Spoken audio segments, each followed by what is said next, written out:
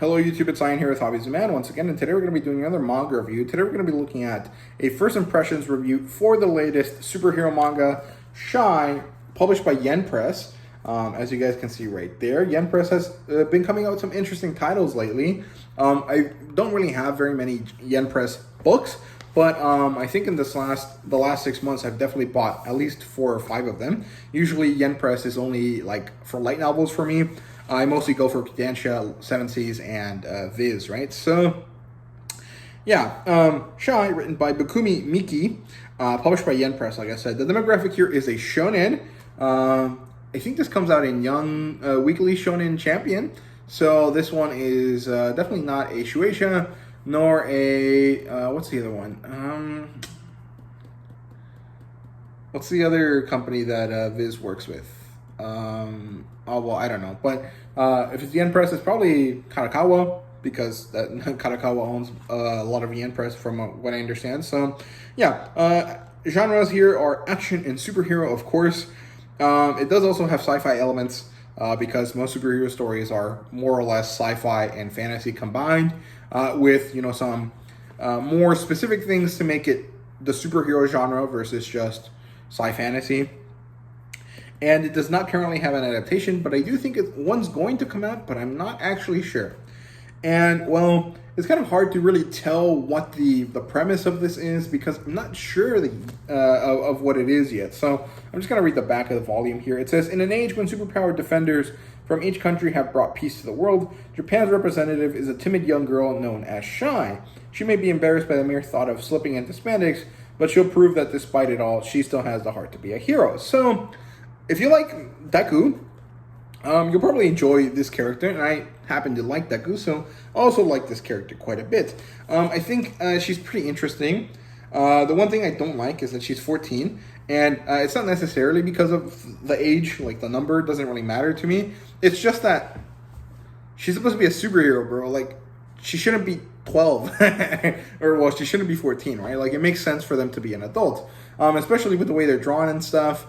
They could just be adults, and because it's shonen, they have to make it a 14-year-old, and which is really annoying, because that is the one thing I hate about manga. It's that every character has to be like within a certain age range, and it's really annoying because, you know, it's just like stupid, and it makes sometimes it makes the immersion of the story kind of difficult, right? In this case, it doesn't really matter too much. It actually kind of works.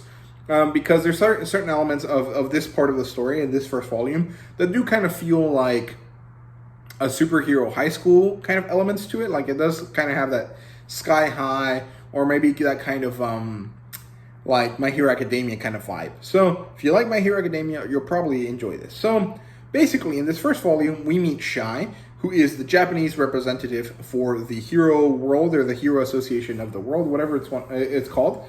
And she is 14. Her name is actually Teru. She has a really long last name, so I don't really remember it. But she is a very shy person. She has like performance anxiety, or maybe not. That's not the right kind of word. But she gets very anxious in crowds, which is kind of weird because she's a hero. You know, you would think that she's good at this, but she's very good at saving people with her unknown powers. So far, it doesn't look like she flies, but it does look like she has like very good jumping abilities, and she has some sort of super strength. It's very unclear.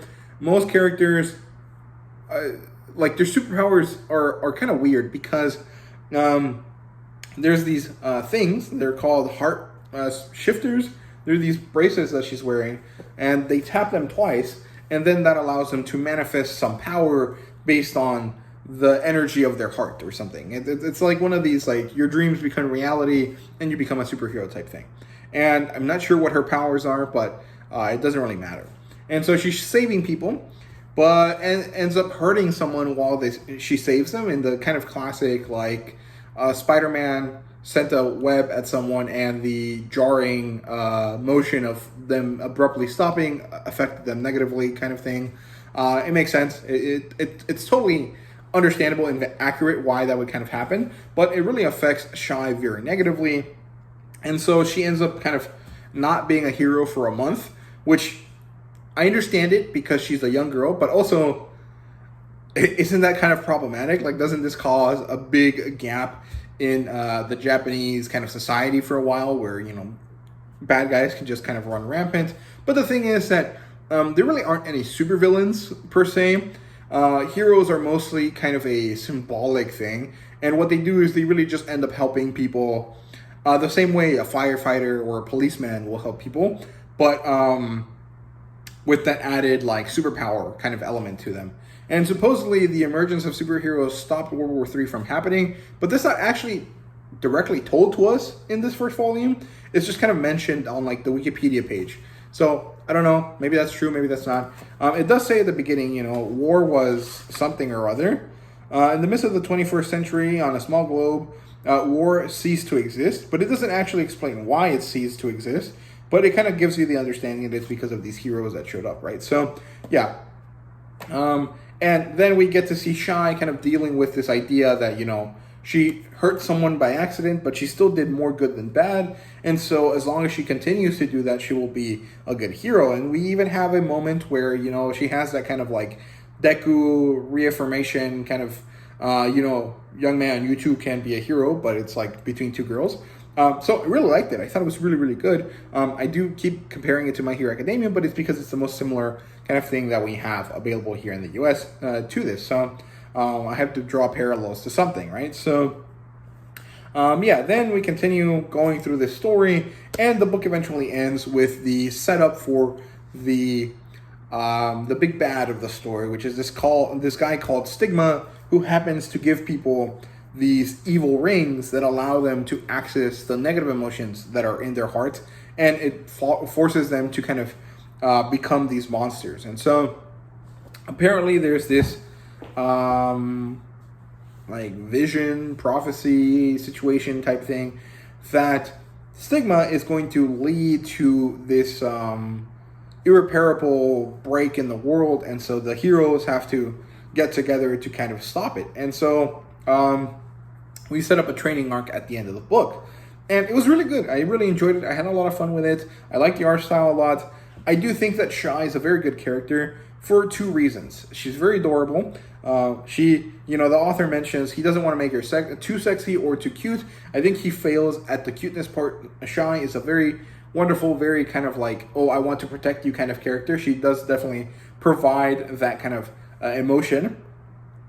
And her outfit is really good, but again, I think the mangaka managed to make it so that she doesn't come off as very sexy like a lot of Western superheroes kind of tend to do, which works really well because she is supposed to be a 14-year-old character, right? So we don't want anything like that. But she's a very adorable character. I quite like her. I'm very excited to see where she goes.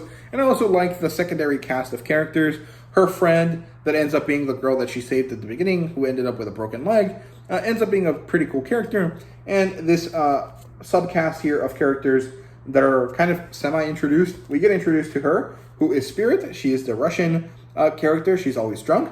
And we have this guy here, the the English character, who is some sort of superstar. He's called Stardust. That guy right there, not this one. This is a different girl that doesn't get introduced until the second volume. And he's some sort of psychopath. So it's pretty interesting. I'm quite excited to read more of this. However, I have one small complaint, and it's not that big a deal. But I really wish that it had color pages, because you can see clearly that it's supposed to be a color page.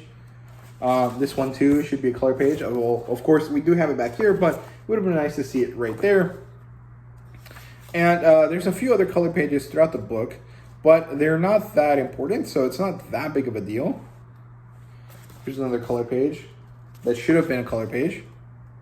And I just really wish that they were there, because for the same price, $13, Chain Soldier managed to have a bunch of color pages in it. So I really wish that it was consistent across, all of the different things that cost the same price point, that they all have the same things in them.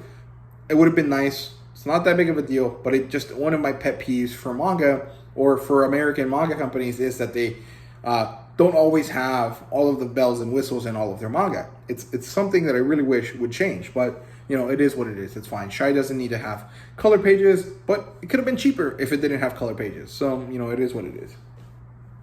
And yeah, that's it. I hope you guys enjoyed the video. If you did, please leave a like, subscribe, and comment down below. Let me know what you thought. And thank you guys so much for watching. See you guys later.